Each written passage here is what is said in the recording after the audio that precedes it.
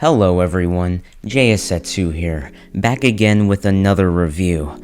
Today we will be reviewing a movie that is quite special amongst Marvel fans, Black Panther, Wakanda Forever. Before it first aired in theaters, there was a mix of excitement and worry. Between both of the contrasting groups expressing these feelings to the world, there was one question: how will Marvel pull this off? Ever since the passing of the late Chadwick Boseman, fans would begin to express their concern for Black Panther's sequel. Then, that concern would increase tenfold once Marvel announced that they wouldn't be recasting him.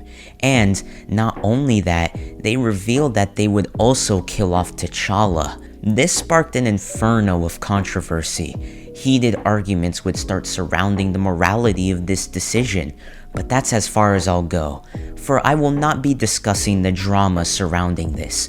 We will focus on the movie and, for better or for worse, every decision the directors have made. Today, I will give my personal answer to the question: did they pull this movie off? So, to start off this review, I just want to say that this story is different compared to other Marvel movies. The directors decided to make this movie more of an emotional film instead of a fun, action-packed one.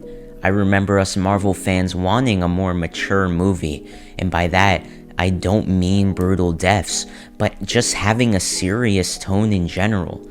I'm pleased to announce that Wakanda Forever has a serious tone.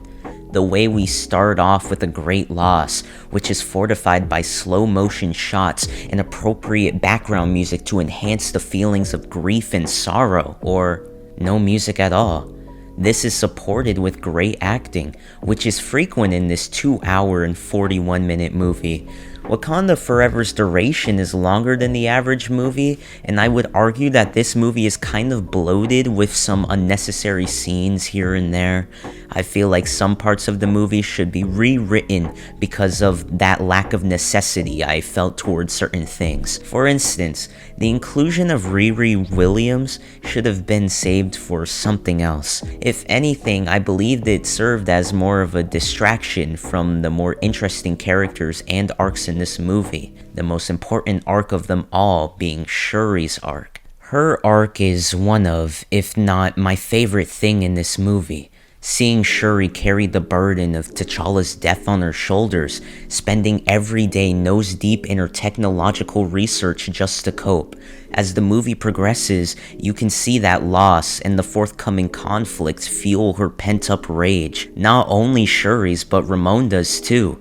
Complemented by her fantastic acting skills, her moments in the sun shine the brightest. I love how the movie shows how much loss can mold a person's mindset. But of course, with the conflict at hand, the mind is a little more screwed than the average person's, especially when your enemy is literally a sea menace known as Namor. I think Namor is a great villain. His character comes with a bundle of things: immense world building, an intriguing backstory, cool motives, and most importantly, the characters from the second Avatar movie. I love how he ties in with the compelling political problem going on with Wakanda. His parallels with Shuri are quite awesome too. Like I said, his backstory and the way that it ties in with his perspective of the world is captivating. To be honest, he is the best character in this movie, at least in my opinion.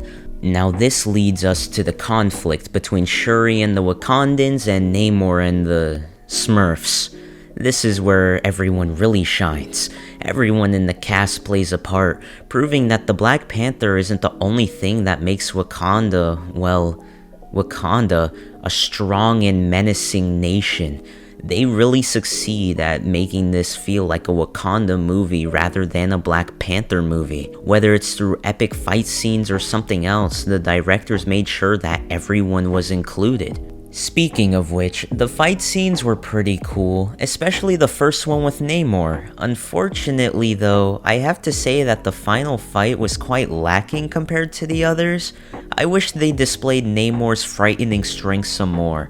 Not only do I feel like there could have been way more, but I feel like the concluding fight was kinda half-baked.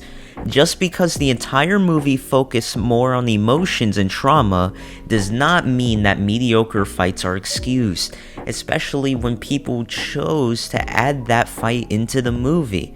This applies to all movies. In my very common opinion, if you choose to add something to the film, it should be satisfying or help build towards something that captures that satisfaction later down the line. Well, to wrap this all up, in conclusion, it has good, fresh ideas and they execute it well, but just because Marvel's vision for this movie was unique, for Marvel standards, does not mean it's a masterpiece. This also applies to the circumstances surrounding the film as well. The movie is still bloated with some unnecessary scenes and can be quite underwhelming at some parts. Nevertheless, this movie was quite enjoyable. I'm glad we had something good to close off Phase 4 with. So, to answer the question, did they pull it off? Yes. But could it have been way better? Absolutely. I'm gonna give this film a 7 out of 10. Anyways, that is the end of this review. If you enjoyed it, make sure to like and subscribe, and I'll see you guys next time. By the way, those blue and yellow suits were really ugly to look at.